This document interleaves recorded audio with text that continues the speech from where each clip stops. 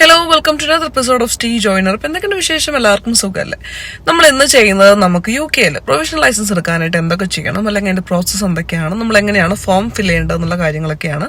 UK-ൽ വന്നിട്ടുണ്ടെങ്കിൽ എല്ലാവരും ഒന്നില്ലെങ്കിൽ നമുക്ക് ഇന്റർനാഷണൽ ലൈസൻസ് ഉണ്ടെങ്കിൽ നമുക്ക് 1 year നമുക്ക് UK-ൽ വണ്ടി ഓടിക്കാം. അതല്ലാന്നാണെങ്കിൽ നമുക്ക് UAE-ലൊക്കെ ലൈസൻസ് ഉള്ളവരാണെങ്കിൽ നമുക്കത് കൺവേർട്ട് ചെയ്യാനായിട്ട് ഓപ്ഷൻ ഉണ്ട്. അതിന്റെ വീഡിയോ നമ്മൾ ഓൾറെഡി ചെയ്തിട്ടുണ്ട്. കാണാത്തുണ്ടെങ്കിൽ ലിങ്ക് ഞാൻ ഡിസ്ക്രിപ്ഷൻ ബോക്സിൽ കൊടുക്കാം, ഒന്ന് കണ്ടു നോക്കാം. ഇന്നത്തെ വീഡിയോ പക്ഷെ നമ്മൾ പറയുന്നത് നമുക്ക് ലൈസൻസ് ഇല്ല, പക്ഷെ UK ഡ്രൈവിംഗ് ലൈസൻസ് നമുക്ക് എടുക്കണം.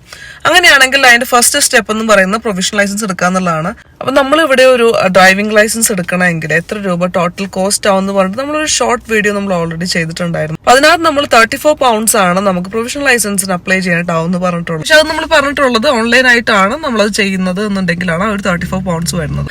അപ്പം എന്താണെങ്കിലും UK-ൽ ഡ്രൈവിംഗ് ലൈസൻസ് എടുക്കാനായിട്ട് ആഗ്രഹിക്കുന്നവർക്ക് വളരെയധികം യൂസ്ഫുൾ ആവുന്ന ഒരു വീഡിയോ ആണ്. So watch it that. UK professional driving licence നമ്മൾ ഗൂഗിളിൽ ചെക്ക് ചെയ്യുമ്പം നമുക്ക് apply for your first professional licence government of UK. അപ്പം നമുക്ക് ഗവൺമെൻറ് ഓഫ് UKയുടെ വെബ്സൈറ്റിലേക്ക് നമുക്ക് കയറാനായിട്ട് പറ്റും. അപ്പോൾ നമുക്ക് കാണാം apply for your first professional licence എന്ന് പറഞ്ഞിട്ട് അവർ കാണിക്കുന്നുണ്ടാവും. അപ്പം നമുക്ക് താഴേക്ക് പോകുമ്പം എലിജിബിലിറ്റി ക്രൈറ്റീരിയ കാണാനായിട്ട് പറ്റും. അവർ കറക്റ്റായിട്ട് പറയുന്നുണ്ട് മിനിമം 15 years 9 months ഓൾഡ് ആയിട്ടുള്ളവരായിരിക്കണം ആപ്ലിക്കേഷൻ കൊടുക്കുന്നവർ. പിന്നെ നമുക്കൊരു 20 meters അവേ തന്നെ നമുക്ക് നമ്പർ പ്ലേറ്റ് എല്ലാം വായിക്കാനായിട്ട് പറ്റണം. പിന്നെ ഗ്രേറ്റ് ബ്രിട്ടനിൽ, അതായത് നമ്മുടെ UK-ൽ 180 days ആയിട്ട് നിൽക്കുന്ന ഒരാളായിരിക്കണം. അതായത് UK-ൽ നിൽക്കാനായിട്ട് എലിജിബിലിറ്റി ഉള്ളവരും UK-ൽ നിൽക്കുന്നവരും ആയിരിക്കണം എന്ന് പറയുന്നുണ്ട്. താഴേക്ക് സ്ക്രോൾ ചെയ്യുമ്പോൾ നമ്മൾ സ്റ്റാർട്ട് നൗ കൊടുക്കുക. അപ്പോൾ ബിഫോർ യു സ്റ്റാർട്ട് എന്ന് പറഞ്ഞിട്ട് അവിടെ കാണിക്കുന്നുണ്ട്. അപ്പോൾ നമുക്കത് സ്റ്റാർട്ട് ചെയ്യുമ്പം എന്തൊക്കെയാണ് നമ്മുടെ കയ്യിൽ നമുക്ക് വേണ്ടത്, നമുക്ക് എന്തൊക്കെയാണ് അറിയേണ്ടതെന്നുള്ള കാര്യങ്ങൾ UK പാസ്പോർട്ട് നമ്പർ, അതില്ലെങ്കിലും കുഴപ്പമില്ല, നമ്മൾ പറയാം എങ്ങനെയാണ് ചെയ്യേണ്ടതെന്ന്. പിന്നെ നാഷണൽ ഇൻഷുറൻസ് നമ്പർ വേണം. പിന്നെ you may also have to provide addresses where you have lived over the last 3 years. Last 3 വർഷമായിട്ട് നമ്മൾ എവിടേക്കാണ് നിന്നിട്ടുള്ളത് അതിൻ്റെ എല്ലാം പ്രോപ്പറായിട്ടുള്ള അഡ്രസ്സ് നമ്മൾ കൊടുക്കാനായിട്ട് നമുക്ക് അറിഞ്ഞിരിക്കണം എന്ന് അവർ പറയുന്നുണ്ട്. സ്ക്രോൾ ചെയ്യുക, കണ്ടിന്യൂ കൊടുക്കുക. അടുത്തതായിട്ട് അവർ ചോദിക്കുന്നത് have you been issued with a Great Britain professional licence before? No, നമ്മൾ കൊടുത്തിട്ടില്ല, അതുകൊണ്ട് നമ്മൾ നോ കൊടുക്കുക. അടുത്തത് അവർ ചോദിച്ചിട്ടുള്ള where is your current address എന്നാണ്. അപ്പം ഇംഗ്ലണ്ട് ആണോ വെയിൽസ് ആണോ നോർത്ത് ആണോ ഏതാണെന്നുള്ള കൊടുക്കുക. Do you have UK passport? No, നമുക്ക് UK പാസ്പോർട്ട് ഇല്ല. As you do not have a UK passport and this service is new you will need to apply using a old service വെച്ചിട്ട് ചെയ്യണം എന്ന് പറഞ്ഞിട്ടുണ്ട്. അപ്പം apply with old online service വെച്ചിട്ടാണ് നമ്മളിപ്പം start ചെയ്യുന്നത്. ഓതൻറ്റിക്കേഷൻ നെക്സ്റ്റ് കൊടുക്കുക, സെക്യൂരിറ്റി ഓഫ് യുവർ ഡേറ്റ അതൊക്കെ നെക്സ്റ്റ് കൊടുത്ത് പോവാം. പിന്നെ നമ്മുടെ ഡീറ്റെയിൽസ് ആണ് ചോദിച്ചിട്ടുള്ളത്. പ്രോപ്പറായിട്ട് തന്നെ ഡീറ്റെയിൽസ് എല്ലാം ഫില്ല് ചെയ്യുക. ടൈറ്റിൽ ചോദിക്കുന്നുണ്ട്, മിസ്റ്റർ ആണോ മിസ്സിസ് ആണോ മിസ് ആണോ, നമ്മുടെ നെയിം, സർ നെയിം, ജെൻഡർ, ഇതൊക്കെ പ്രോപ്പറായിട്ട് തന്നെ കൊടുക്കുക. നെക്സ്റ്റ് കൊടുക്കുക.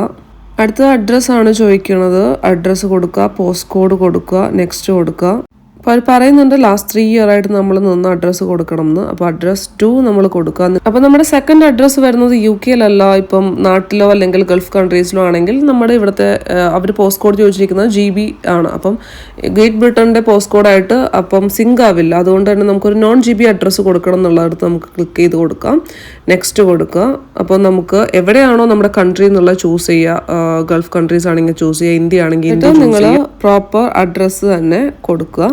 അടുത്ത സെക്യൂരിറ്റി ഡീറ്റെയിൽസ് ആണ് ചോദിക്കുന്നത്. നിങ്ങളുടെ phone number, birth surname, mother's maiden name, place of birth, ഈ സാധനങ്ങളെല്ലാം നിങ്ങൾ കൊടുക്കുക, നെക്സ്റ്റ് കൊടുക്കുക. അടുത്ത നാഷണൽ ഇൻഷുറൻസ് നമ്പർ ചോദിക്കുന്നുണ്ട്. നിങ്ങളുടെ നാഷണൽ ഇൻഷുറൻസ് നമ്പർ ടൈപ്പ് ചെയ്യുക, റീടൈപ്പ് ചെയ്യുക, നെക്സ്റ്റ് കൊടുക്കുക. നമ്മൾ കൊടുത്ത ഡീറ്റെയിൽസ് എല്ലാം പ്രോസസ്സ് ചെയ്യുകയാണ്. അടുത്ത ചോദിച്ചിട്ടുള്ളത് have you lived in other country in the last 12 months എന്നുള്ളതാണ്. അപ്പം ഇവിടെ നമ്മൾ യെസ് ആണ് കൊടുക്കണത്. ഇപ്പം ന്യൂ ആയിട്ട് വന്നിട്ടുള്ളവരാണെങ്കിൽ നമ്മളിപ്പം നോ കൊടുത്തു. പിന്നെ ചോദിച്ചിട്ടുള്ളത് ഇതിനു മുമ്പ് ടെസ്റ്റ് ഡിസ്ക്വാളിഫൈ ആയിട്ടുണ്ടോ എന്നാണ്, അതും നോ തന്നെ കൊടുക്കുക. ഇനി നിങ്ങൾ യെസ് ആണ് കൊടുത്തതെന്നുണ്ടെങ്കിൽ ലാസ്റ്റ് 12 months നിങ്ങൾ എവിടെയാണ് താമസിച്ചെന്നുള്ള ഡീറ്റെയിൽസ് കൊടുക്കുക. അടുത്ത നമ്മുടെ ഐസൈറ്റിൻ്റെ ഡീറ്റെയിൽസ് ആണ്. Can you meet the legal eyesight standards for driving? അപ്പം യെസ് കൊടുക്കുക. അടുത്ത് ചോദിക്കുന്നത് നിങ്ങൾ ഗ്ലാസസ് അല്ലെങ്കിൽ കോൺടാക്ട് ലെൻസസ് യൂസ് ചെയ്യുന്നുണ്ടോ, ഈ സ്റ്റാൻഡേർഡ്സ് മീറ്റ് ചെയ്യുക എന്നുള്ളത്. അപ്പം ഞാൻ ഓൾറെഡി അത് യൂസ് ചെയ്യുന്നതുകൊണ്ട് യെസ് കൊടുക്കുക. നിങ്ങൾ യൂസ് ചെയ്യുന്നില്ല എന്നാണെങ്കിൽ നോ കൊടുക്കുക. അടുത്തത് ഫിറ്റ്നസ് ടു ഡ്രൈവിൻ്റെ താഴെ വരുന്നതാണ് നമ്മുടെ മെഡിക്കൽ കണ്ടീഷൻസ് എന്തെങ്കിലും ഉണ്ടെങ്കിൽ നമ്മളത് പ്രോപ്പറായിട്ട് പറയണം. ഡയബറ്റീസ് ഉണ്ടെങ്കിൽ അത് കൊടുക്കണം. നമുക്കിപ്പോൾ ഓരോന്ന് വായിക്കുമ്പോൾ അറിയാൻ പറ്റും. അപ്പോൾ അങ്ങനെ എന്തെങ്കിലും മെഡിക്കൽ കണ്ടീഷൻസ് നിങ്ങൾക്ക് ഉണ്ടെങ്കിൽ പ്രോപ്പറായിട്ട് തന്നെ അത് ടിക്ക് ചെയ്യുക, നെക്സ്റ്റ് കൊടുക്കുക. അടുത്ത ഫിറ്റ്നസ് ടു ഡ്രൈവിൻ്റെ തന്നെ ഡിക്ലറേഷനാണ്. നമുക്ക് അങ്ങനത്തെ മെഡിക്കൽ കണ്ടീഷനൊന്നും വേഴ്സ് ആയിട്ടില്ല എന്നുള്ള രീതിയിൽ പറഞ്ഞിട്ട് അത് നമ്മൾ ടിക്ക് ചെയ്യുക, നെക്സ്റ്റ് കൊടുക്കുക. അടുത്ത അവർ ചോദിച്ചിട്ടുള്ള DVLA is working with NHS to encourage organ ഡൊണേഷൻ്റെ കാര്യമാണ് അവർ പറയുന്നത്.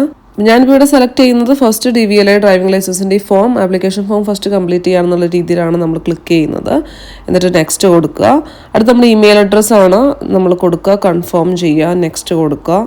അടുത്ത ഡിക്ലറേഷനാണ്, ടിക്ക് ചെയ്യുക, നെക്സ്റ്റ് കൊടുക്കുക. അടുത്തത് നമ്മുടെ ഇത്രയും നേരം കൊടുത്ത ഡീറ്റെയിൽസ് എല്ലാം വരും, അതൊന്നും കൂടി ഒന്ന് വെരിഫൈ ചെയ്യുക.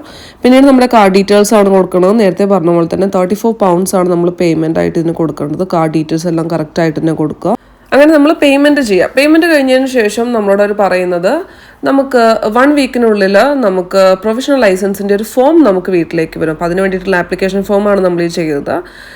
ഒരു എൻവലപ്പിലായിരിക്കും നമുക്ക് ആ ഒരു ഫോം വരുന്നത്. അപ്പോൾ ആ ഒരു ഫോം നമ്മുടെ കയ്യിൽ കിട്ടിയിട്ടുണ്ടെങ്കിൽ നമ്മൾ നമ്മുടെ ഡീറ്റെയിൽസ് എല്ലാം ഫില്ല് ചെയ്തിട്ട് നമ്മുടെ ഫോട്ടോ ഒട്ടിക്കാനുണ്ട്. അതിനുശേഷം നമുക്ക് നമ്മുടെ BRP കാർഡും കൂടി വെച്ചിട്ട് നമുക്കത് പിന്നെയും സെൻഡ് ചെയ്യാനായിട്ടുണ്ട്. അപ്പം ഓൾറെഡി നമ്മൾ ഈ പ്രോസസ്സ് കഴിഞ്ഞതാണ്, നമുക്ക് ഓൾറെഡി പ്രൊഫഷണൽ ലൈസൻസ് കിട്ടിയതാണ്. അപ്പോൾ അതിൻ്റെ എല്ലാം വീഡിയോസ് ഞാൻ ഡിഫറെൻറ്റ് വീഡിയോസ് ആയിട്ട് ഓൾറെഡി ക്രിയേറ്റ് ചെയ്ത് വെച്ചിട്ടുണ്ട്. എഡിറ്റിംഗ് ആണ് ഇനിയിപ്പോൾ ബാക്കിയുള്ളത്.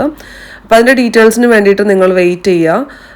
പ്രൊവിഷണൽ ലൈസൻസിന് നമുക്ക് വരുന്നൊരു ഫോം നമ്മൾ ഫില്ല് ചെയ്യുന്നത് BRP കാർഡായിട്ട് നമ്മളത് പിന്നീട് അത് സെൻഡ് ചെയ്യുന്നത് അതൊരു സെപ്പറേറ്റ് വൺ. പിന്നെ പ്രൊവിഷണൽ ലൈസൻസ് കയ്യിൽ കിട്ടി പിന്നെ അടുത്ത തിയറി ടെസ്റ്റിന് ബുക്ക് ചെയ്യുന്നത് അതൊരു സെപ്പറേറ്റ് വീഡിയോ ആയിട്ട് നമ്മൾ ചെയ്യുന്നുണ്ട്.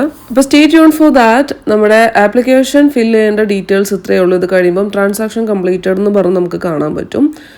അപ്പം പുതിയൊരു അപ്ഡേറ്റ് ആയിട്ട് വരുന്നവരെ എല്ലാവർക്കും ബൈ.